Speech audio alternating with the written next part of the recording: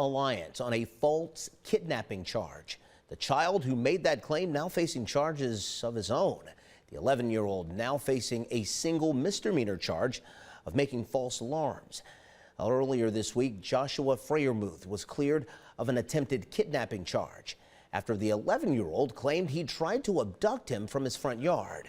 When he faced a judge, Freiermuth maintained his innocence and said he wasn't even there, but he is still in jail charged with drug possession.